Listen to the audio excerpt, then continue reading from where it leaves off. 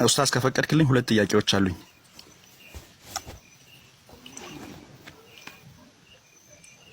ጠይቅ፣ ችግር የለውም። ኦኬ እሺ። የመጀመሪያው ጥያቄ እኔ ኦርቶዶክስ ሙስሊም ነኝ ማለት እችላለሁ ወይስ አልችልም? ለምሳሌ ግሪክ ተናጋሪ ብሆን ኦርቶዶክስ ሙስሊም ነኝ ማለት እችላለሁ አልችልም? ባለፈው እንደዛ ብዬ ትንሽ ሰዎች ተወዛግበው ነበርና እሷን እንትን ትላት ነው።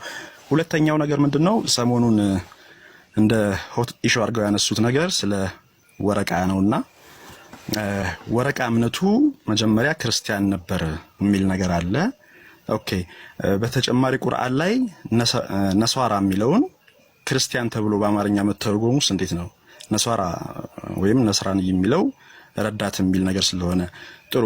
የመጀመሪያዎቹስ ክርስቲያኖች ወይም ነሳራ የተባሉት ሙስሊሞች ነበሩ ወይ? የኢየሱስ ሐዋርያት ነበሩ? አንድ ጥያቄ አብራርተን ከዛ ወደ ሁለተኛው ምናምን ብንሄድ ይሻል። በአንዴ እኮ አሽጎደጎድኩብኝ። እሺ የኦርቶዶክስ ሙስሊሙን እሱን እንትን በልኝና ይሄኛው ያው ሰፋ አድርገህ እንድታየው ስለፈለኩ ነው። ለሁሉም ግንዛቤ እንዲሆን መርሐባን። ኦኬ ያው ኦርቶዶክስ የሚለው የግሪክ ቃል ነው ራሱ እንዳልከው። ኦርቶስ ማለት ወጥ ማለት ነው፣ ቀጥተኛ ማለት ነው። ዶክሳ ማለት ክብር፣ አመለካከት በሚል ይመጣል እና በጥቅሉ ኦርቶዶክስ ማለት ቀጥተኛ አመለካከት ማለት ነው። በተቃራኒው ደግሞ ያለው ደግሞ ሄትሮዶክስ ይባላል። ሄትሮስ ማለት የተዛባ ወይም የተለያየ ማለት ነው። ዶክሳ ማለት ያው ክብር፣ አመለካከት ማለት ነው። በጥቅሉ ሄትሮዶክስ ማለት የተዛባ አመለካከት ማለት ነው።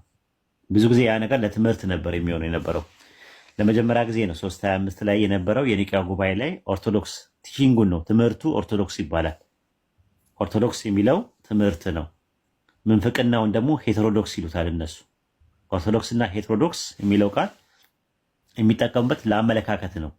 ቀጥተኛ የሆነ አመለካከቱ ኦርቶዶክስ ይባላል። የተዛባው አመለካከት ደግሞ ሄትሮዶክስ ይባላል። ከዛ አንጻር ነው ማለት ነው የሚታየው። ኦርቶዶክስ የሚለው ቃል ለሃይማኖት ወይምና ለግለሰብ ጥቅም ላይ መዋል የጀመረው በ1054 በነበረው ግሬት ስቲምስ የሚባለው ታላቁ ክፍፍል የሚባለው የሮማ ካቶሊክና የምስራቅ ኦርቶዶክሶች በተለያዩበት ጊዜ ነው። የምስራቅ ቤተክርስቲያናት መንፈስ ቅዱስ ከአብ ነው የሰረጸው ወይስ ከአብና ከወልድ ነው የሰረጸው በሚል ትምህርት ውስጥ ማለት ነው። ከአብ በወልድ በኩል ነው የሰረጸው ወይስ ከአብና ከወልድ ነው በሚል ጭቅጭቅ ተነስቶ ሳይግባቡ ሲቀር እና የጌታ እራት ወይም ደግሞ ቅዱስ ቁርባን እርሾ ይኑረው ወይስ አይኑረው በሚል ጭቅጭቅ ተነሳና የአስተዳደርም ጉዳይ ላይ ተነስቶ ኤጲስቆጶሳል የሆኑ ነገሮች ናቸው ይሆናል ያለበት ወይስ ፕሪስፔሪያን ሚትሮፖሊያን በሚል ጭቅጭቅ ውስጥ ተነሳና በዛ የተነሳ ለሁለት ተከፈሉ ማለት ነው። ያኔ የሮማን ቤተክርስቲያን የነበረችዋ ዓለምን የምትመራው የነበረችዋ ካቶሊክ ተባሉ ማለት ነው። እነዚህ ደግሞ ኦርቶዶክስ ተባሉ። ካቶሊኮስ የሚለው ቃል ለመጀመሪያ ጊዜ አገልግሎት የዋለው በ110 ላይ ነው። አግናጤዎስ ነው ያስቀመጠው። ካቶሊኮስ ማለት ሁሉን አቀፍ ማለት ነው። ዩኒቨርሳል ማለት ነው። ኢኩሜኒካል ማለት ነው።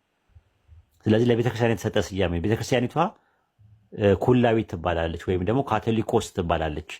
በኋላ ላይ ሰዎቹ እኛ ካቶሊክ ነን አሉ እንጂ ሰዎች ካቶሊክ መሆን አይችሉም። ለምን? መጀመሪያ የመጣው አይሁዳውያኖችም ኦርቶዶክስ አይሁዳዊ የሚባል አለ።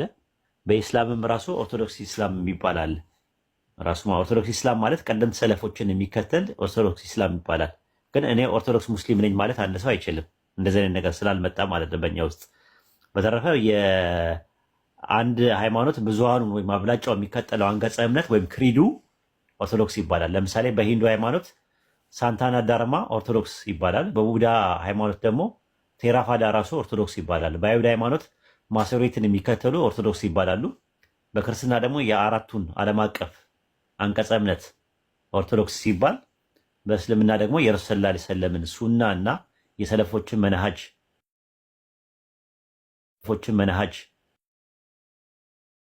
አይፈቀድም ራሱ ማለት ነው። ግልጽ ነው።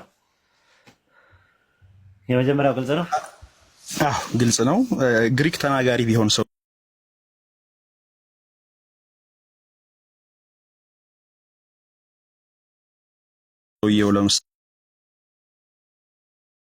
ሰለፍዬ ሙስሊም ነኝ ወይም ሰለፍዬ ነኝ ማለት ልክ በተመሳሳይ ሰለፍያ መናጅ ነው።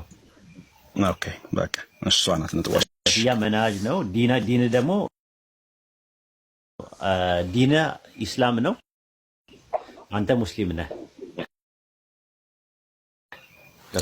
ስለ ዲን ካወራን ዲንን ከተከተልክ ሙስሊም ነህ፣ ሌላ ስም የለህም። ግን ሰለፊይ ነኝ ብለህ ስትል ሰለፊያ የሚለውን መናሃጁን ስትከተል ቀደምት የነበሩበትን ስትሄድ ቀደም የነበሩ ሶስቱ ትውልዶች የሄዱበትን ምንድነው ሰለፎች ሰለፍ ይባላሉ። እነሱ ሰለፉን ወይም ሰለፊን ይባላሉ። ሰለፍ የሚባሉ ሶስቱ ትውልዶች ነው። የነሱን አቋም ይዘህ ቁርአንና ሐዲስን በነሱ አቋም አንደርስታንድ ስታደርግ አንደርስታንዲንጉ ሰለፊያ ይባላል፣ መናሃጁ ማለት ነው። አንተ ደግሞ ሰለፊ ትባላለህ ማለት ነው። ሰለፊያ መናሃጅ ነው፣ ፊርቃም አይደለም። ከዛ አንጻር ያው